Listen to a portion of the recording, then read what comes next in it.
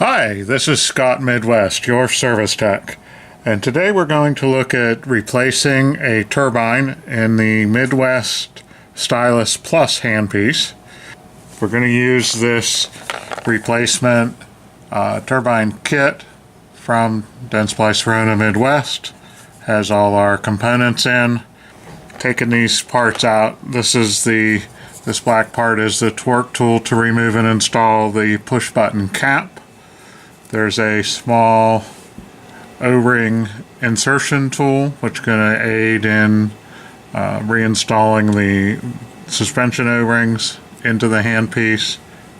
And then our little vial here contains the new turbine, the two wave washers, and the two suspension O-rings are all in this little vial. So those three parts are what you'll get with the kit. This kit is very similar for all of the newer Midwest handpieces, the Tradition Pro, the Stylus Plus, and then of course the Phoenix line, the regular, the ZR, and the Pro. So all these components are very similar. Of course, they're different qualities and different things, but the process itself will be the same for each of these replacements. The other thing I have here is a couple burrs we're just going to put in to aid in the removal and installation of the turbine, an Explorer tool, some cotton swabs, the Midwest handpiece lubricant, and the Midwest handpiece cleaner. So one of the ways you can tell when the turbine has started to fail or has failed inside the handpiece is if you spin the turbine with your fingers. The bearings inside, if they've failed, will be real gritty and sandy and like they're catching. This should spin nice and smooth. So if it feels gritty, then that's a sign that the bearings are shot. Some other signs that you'll hear will be that the turbine doesn't have any power, any cutting power anymore, or the noise when they're running the handpiece will get louder and louder as it fails, or it's not able to retain the burr anymore. The burr starts to slide out or walk out when they're using it. Any of these things we want to change the turbine cartridge. So we're going to start by inserting one of these. I just have a diamond burr here, but if we insert a burr into this handpiece, push the button, fully seat it, it's going to assist in inserting and removing this turbine. So then we're going to take this black back cap tool, and there's three little notches around the edges of the cap. This locks in there, and if I turn it counterclockwise, break that free. Usually once it's a little bit loose, you can go ahead and spin it off with your fingers. Okay, the cap's going to come off, and now we can use this burr to push our turbine out through. And we're going to want to look for two wave washers. There's one on the front side here. Take that one off. There's my turbine. We look inside the cap here, we can see the other wave washer is inside of there. We can lift that out. So we got our two wave washers. Now we want to remove the two suspension O-rings. So one's going to be down inside the head. It sets in that groove. You can see the black O-ring right there in that groove. And what I'm going to do is I usually go above the O-ring in that little groove and push it towards the middle like that. And now I can usually get a hook on it and pull it out. Just lift it right out of there. Okay. And then we've got one more O-ring in the back cap. Again, it sets in a little groove. Just Hook it, push it towards the middle.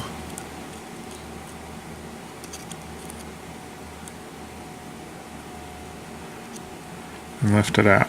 We're going to discard both of these O-rings, both of these wave washers, and the turbine cartridge itself. One of the main reasons we want to replace the O-rings every time, I get that question, do I have to change them every time, is because these O-rings don't actually seal anything. A lot of times you think of an O-ring and it is there to seal air or water or make something airtight. These O-rings are used for suspension, so it's more like the shock absorber for the turbine that's spinning inside, and so it doesn't touch and rub metal on the head of the handpiece. So these are very important, just like when your shocks are worn out on your car. It's not going to handle very good. So we want to put the new suspension O-rings in with every turbine change. So we'll open our little vial here and get our new parts out. And we should have the new turbine, two new O-rings here, and two wave washers. And I know sometimes that wave washer looks like one, but they're just stuck together. You slide with your fingers. You have the two wave washers. Something that's very important when we're doing these replacements is the inside of the head and the inside of the cap. When the turbines fail, they'll throw a lot of grit and debris. There'll be a lot of black grit and debris inside the handpiece. We want to make sure we clean this out very thoroughly. This is a training handpiece, so of course it's not in real bad shape, but you can see how that looks nice and clean and shiny in there. We want to make sure that's nice and clean and shiny inside the head of the handpiece and inside the cap, because we're going to put this brand new turbine in, and if there's grit and debris in there, when we run it, it's going to get inside our brand new bearings and chew them up very quickly, and the turbine life will be very short. When we're cleaning, we want to use this Midwest Plus handpiece cleaner, and we're going to spray in here. So foaming cleaner, and we would clean this out diligently. If we have compressed air, we can clean it with air, blow it out, keep cleaning and change your swabs till they stay nice and clean. And then the same thing in the push button cap. We'd make sure all this stuff's really clean. Like I said, this one did not have a failed turbine, so it is nice and clean.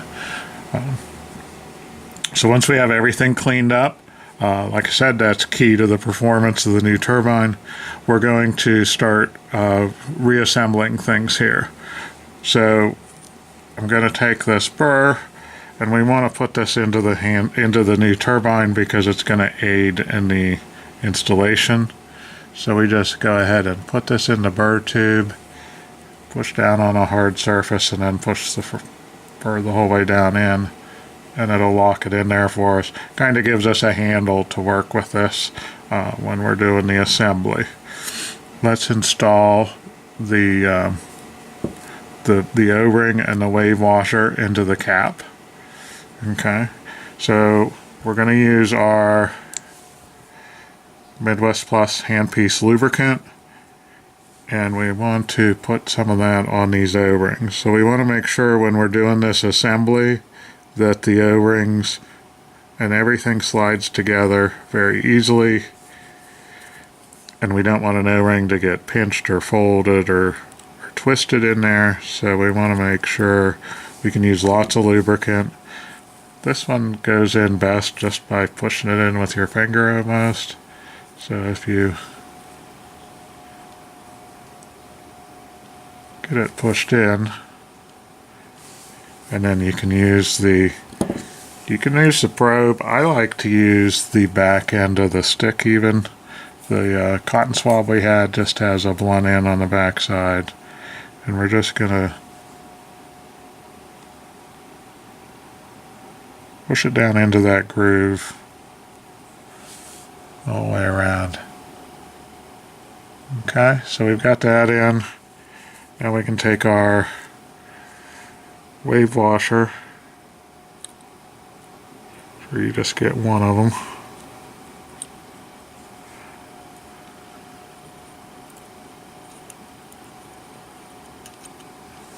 And that's just going to lay flat in the bottom. Again, the point of that Explorer tool is kind of fine, but I can get that to lay in the bottom there. Okay. Then we're going to take our turbine itself, and it will seat down in the back cap.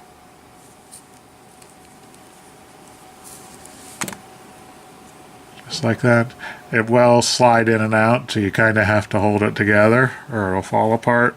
We want to make sure that that stays together so that the wave washer doesn't get tilted or out of position in there. So the next thing we're going to do is install the O-ring into the inside of the head. To do this, we're going to use this little funnel tool that's provided, and it's just going to sit down inside here, and you can see there's little steps on the side. It'll actually click right in, just like that. So it'll set against that little ledge. See that gives us a little funnel there, and it'll get us right to the groove that the O-ring needs to go into. So again, we want to place some lubricant on the O-ring itself. Help things slide together.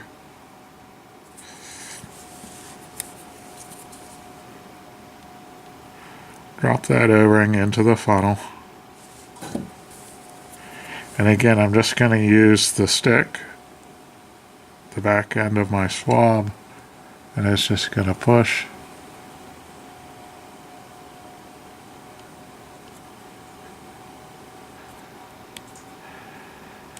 And drop into that groove. You can see once that O-ring's in the groove the whole way around. Now we're going to take the wave washer and drop it down inside. I leave the funnel in to do this just because I know it's going to drop right to the bottom, not going to catch on anything else. Use the stick there to make sure it's laying flat. Even sometimes put a little bit of oil in the bottom. Something that can be problematic when you go to install this is if that wave washer gets tilted or standing up on its side a little bit, it will kink and make it hard. It won't go together correctly and cause problems with the new turbine. So we want to make sure that wave washer stays in place flat on the bottom. You can see this has two little slots in it, so we can squeeze it together, and then it'll lift out of the handpiece. We can set that aside now. Now we're going to take our turbine here that we have stacked together.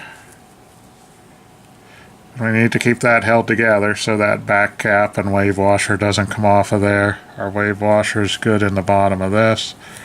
But as we start to insert it through, I can use my index finger here. And when that burr starts to come out through the front, I'm going to use my finger to kind of guide this. And then I can get everything aligned there. Start threading this on. This should thread on very easily with your fingers. You should be able to thread it most of the way on. Just with your fingers. If you feel anything hitting, make sure one of those wave washers didn't come out of position, or check your threads and make sure it's not cross-threading a little bit, or if there's some debris on your threads, make sure the threads are clean, a little bit of lubricant on them, and then try to reassemble. Once that spins the whole way up together there, we're going to take our torque tool. So this does torque the back cap to the right amount so that we don't have to worry about this cap coming loose during use in a patient's mouth and coming off and causing problems there. So we want to torque this on with the tool.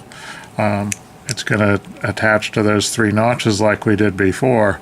But what's going to happen, a lot of torque tools normally that I was used to would always they'd click when you got to the right torque.